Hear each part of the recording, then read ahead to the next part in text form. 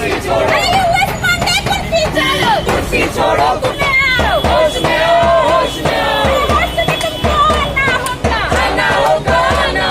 लिखने के बावजूद छात्र कह रहे हैं कि हमने अच्छा एग्जाम लिखा है, हम 12वीं में या हमने जो एग्जाम दिया है हम उस सब्जेक्ट में हमने अभी तक अच्छा स्कोर करते रहे हैं और हमें पूरा ये आश्वासन है कि हम इसमें पास हैं।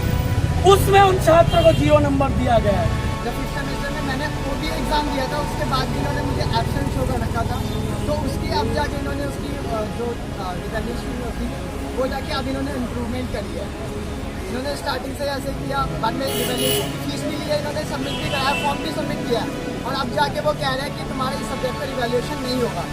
ये चीज़ तो पहले कंफर्म कर देते और ऊपर से ना कोई बुक्स प्रोवाइड करी है ना कोई क्लासेस प्रोवाइड करी है इन्होंने पूरे ईयर हमें, पूरे थर्ड ईयर पूरे ईयर में एक भी बुक्स हमें नहीं मिली है। पूरी फीस इन्होंने बाकायदा ली हमसे, लेकिन कोई फैसिलिटी हमें प्रोवाइड नहीं करी है, ना कोई क्लासेस प्रोवाइड करी है ना कोई बुक्स हमें प्रोवाइड करी है। और ऊपर से रिवैल्यूएशन के अलग 1000 रुपये चार्जेस, रिवैल्यूएशन के चार्जेस अगर हम दे भी दे, यकीन है कि मैं पास हो जाऊँगा उस सब्जेक्ट में, मैंने चेक करे तो उसके बाद भी ये कह रहे हैं कि 3 से 4 महीने के बाद तुम्हारा रिजल्ट आएगा। यहाँ जो मास्टर्स के फॉर्म है वो बंद हो जाने इनके 25 सितंबर को, तो फिर कैसे साल तक ये आएगा मेरा? ये शर्म की बात है कि SOL ने अपने प्रोस्पेक्टस में लिखा है कि आपको एडमिशन के 15 दिन के अंदर आपको बुक्स हम देंगे पढ़ने के लिए, और इसको लेकर उन्होंने कोर्ट तक में ये बात कही है कि हाँ हमारी गलती और हम आगे से इसको सुधारेंगे। ये मैं 2019 की बात कर रहा हूँ, जब छात्रों ने SOL को, दिल्ली यूनिवर्सिटी को कोर्ट तक घसीटा उनकी कारस्तानियों के खिलाफ, तब उन्होंने कहा कि नहीं हम इसको जल्दी सुधारेंगे।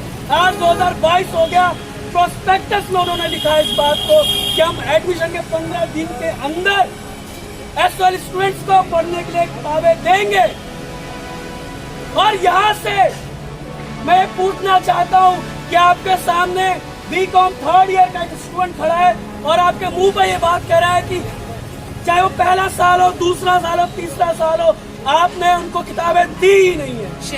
ये शर्मनाक है। क्लासेस सिर्फ फर्स्ट सेमेस्टर में मिली थी, फर्स्ट ईयर में फर्स्ट सेमेस्टर में 5 क्लासेस मिली थी, उसके बाद आज तक एक भी क्लासेस नहीं मिली है। ये आपके सामने ये चीज हो रही है।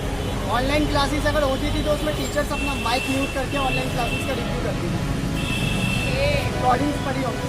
3 साल में BCom के छात्र को 5 क्लासेस मिली है, 3 साल में।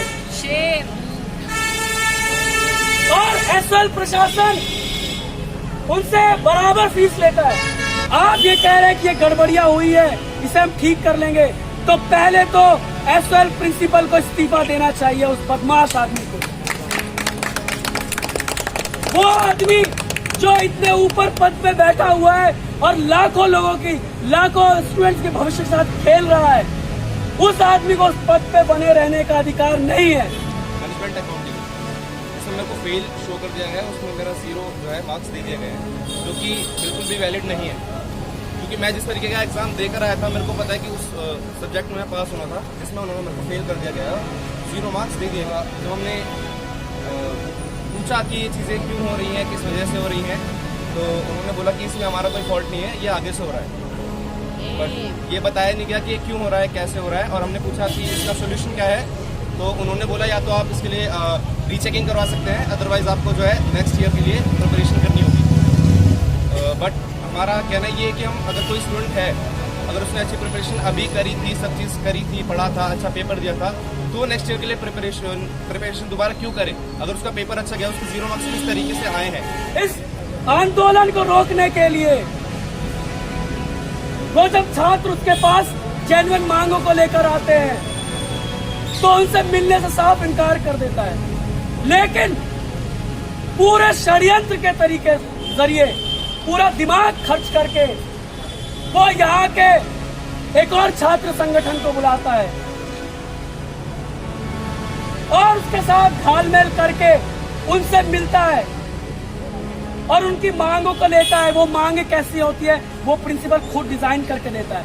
उसमें लिखा होता है कि बच्चे जो है, स्टूडेंट जो है, वो आपकी सभी बातों से, एसएल की सभी बातों से अग्री करते हैं। आप उनसे आप रीचेक करवा लीजिए। छात्र जो है वो, उनको कोई दिक्कत नहीं है, वो बस इतना कह रहे हैं कि देखिए कुछ गड़बड़ी हुई है, आप उसे ठीक करा लीजिए। इसे देसी भाषा में लव लेटर कहा जाता है।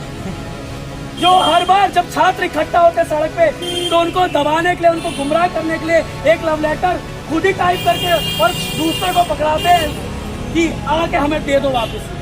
अरे यूएस पंडित को बर्खास्त करो, बर्खास्त करो, बर्खास्त करो। अरे यूएस पंडित को बर्खास्त करो, बर्खास्त करो, बर्खास्त करो। अरे 4 लाख छात्रों के साथ सौतेले व्यवहार क्यों किए?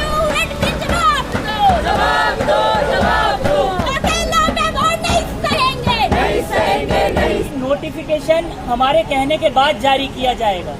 अभी तक नोटिफिकेशन में जो देरी की जा रही थी, वो देरी हमने बर्दाश्त नहीं की। आज हमने बड़ा प्रदर्शन किया। हमारी ओएसडी से मुलाकात हुई। ओएसडी एक बहुत ही महत्वपूर्ण पोजीशन होती है। डीन एग्जामिनेशन के जस्ट नीचे वो बैठते हैं। पूरे विश्वविद्यालय में आयोजित किए जाने वाले एग्जामिनेशन उनके अंडर में ही आते हैं। इस तौर पे हमारी उनसे बातचीत हुई, लंबी बातचीत हुई और हमारे पॉजिटिव जो चीज़ें आई हैं, तो ये बहुत बड़ी उपलब्धि है। इसके लिए आप सभी लोग को बहुत बहुत बधाई। उसके अलावा भी जो चीजें रह गई है, अगर वो हम नजर बनाए हुए, अगर जल्द से जल्द वो सुधारी नहीं जाती, तो हम लोग इससे बड़ा आंदोलन करेंगे उनके खिलाफ, उससे बड़ा प्रदर्शन करेंगे। तो हम जो जो बातें हुई है, वादा हुआ है कि जल्द से जल्द वो आज कल में निकालने वाले हैं। तो हम लोग इस जो जीत को मानते हैं, अपने संघर्ष की जीत मानते हैं और आगे हम लोग इस पर नजर बनाए हुए।